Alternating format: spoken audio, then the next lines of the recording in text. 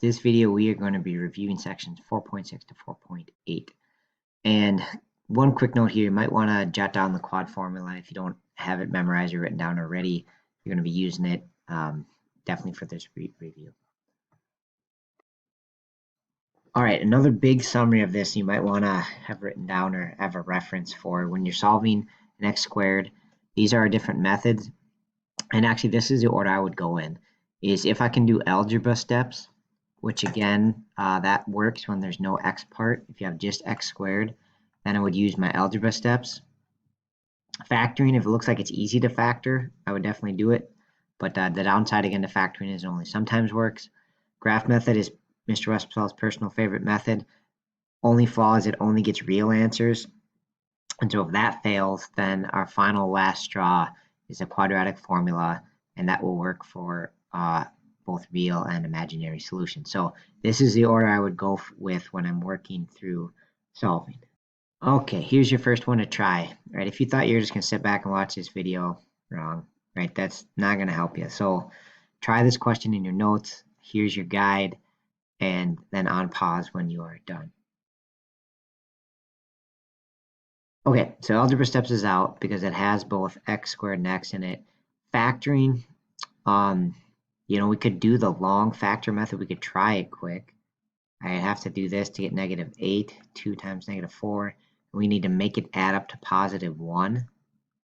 And so I don't think that's going to work. Right? There's no pairs that'll make +1, so that's out. All right, let's try graph, right? I always think, if it has real answers, let's do the graph method and see if that will work. So I'm going to do it in, maybe I'll do it on the calculator, I guess.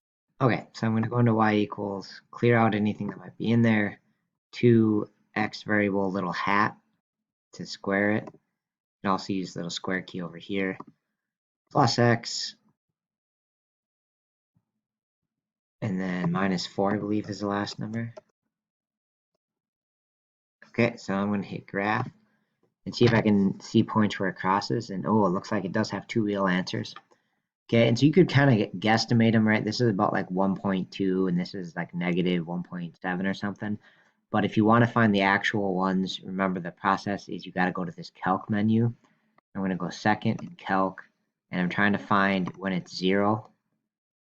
So I'm going to hit number 2, and then you got to set the boundaries. So if I'm looking for this answer that I think is about 1.2, somewhere to the left of that would be like 1. So I'm just going to type that in the calculator and hit enter. And then somewhere to the right of that would be like 3. So 3 or 4, whatever. So now I've surrounded this point on the right, hit enter, and it gets me my answer of, we'll call it 1.2 for one of my answers.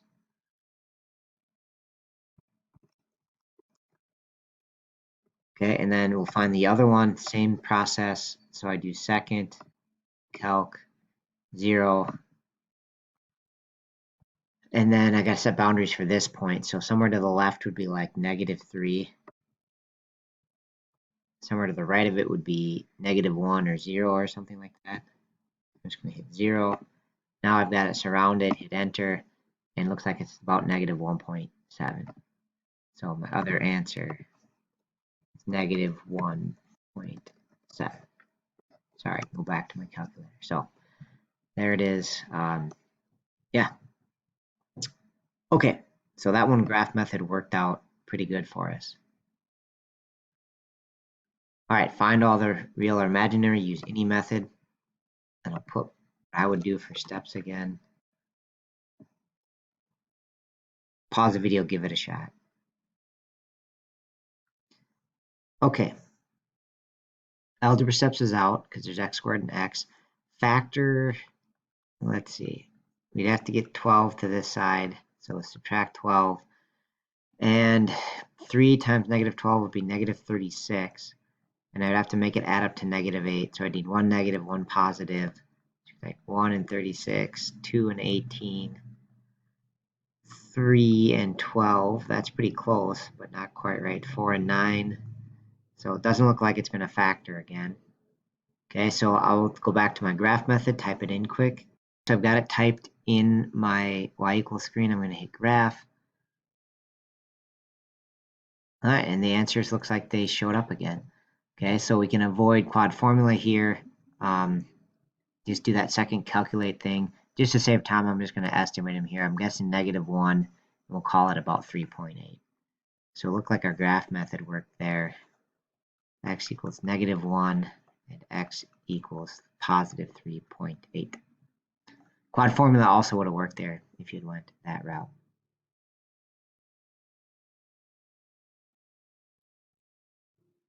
All right, another one for you to try.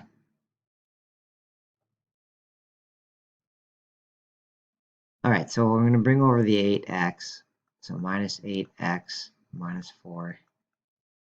Okay, and then this one actually kind of has an interesting part to it is these are all divisible by 4. And technically, actually, I'm going to divide them by -4 just to make the question cleaner.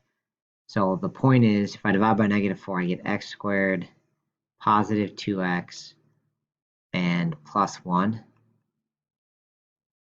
All right, so that makes it actually a lot easier to work with. Algebra steps is not going to work for sure. Factoring also not, like if to multiply to 1 and add to 2. Oh, actually that might work. Let's see, does that actually work? So if we did x plus 1 and x plus 1, yeah, it looks like that would work. Okay, so that's fantastic. Factoring worked on this one. Usually I would try it, right? If I can try it and it works easy, then we're good. So to finish solving it, just set each part to 0, -1 from both sides. And it looks like we get kind of a double answer here. Later we'll learn that that's called a multiplicity of 2, but it's really the same answer twice. So we got x equals -1 2 times for that equation. Okay, last solving one. So again, I'm going through my list, and actually, I don't know, you should have tried it first, yeah, before you watch this. But yeah, algebra steps will actually work, right? Because there's only an x squared, not an x. So basically, I can just get that x squared part alone. So I'm going to -49, and then I'm going to divide by 9. And I'm going to leave that as a fraction, and you'll see why here in a second. And it's mostly because they're both perfect square numbers. So now when I get rid of that x squared by square rooting, basically I can split it into 2 different roots. Okay, and then that'll clean up nice and neat because the top will become 7i. Square root of -49 is 7 imaginary, and the denominator is just 3. Okay, so that cleans up nice and neat to the fraction 7i over 3. And I did forget one thing, so maybe pause the video if you can't spot my error at this point. But more or less there should be both plus or minus, right? Because it should have 2 answers. So I'm going to use my algebra steps here to get 2 imaginary solutions to this equation. Okay, so besides solving on this quiz, the other thing it deals with imaginary numbers. So here's a couple imaginary number questions to practice for you. Pause the video, give them a shot. All right, so square root of 144 is 12. So if it's -144, it's just 12 imaginary. On number 4, what oftentimes goes wrong here is kids start to FOIL this. They see 2 little parenthesis things and they just start to FOIL. But be careful, the symbol in between it is add, right? If it was multiply, they'd be smushed together and there'd be no symbol between them. So on add, we just got to combine our like terms. So I'm going to combine the real parts to get -5, combine the imaginary parts to get 8i. So -5 and 8i. Okay, couple more ones with imaginary numbers. Pause the video, give these a shot.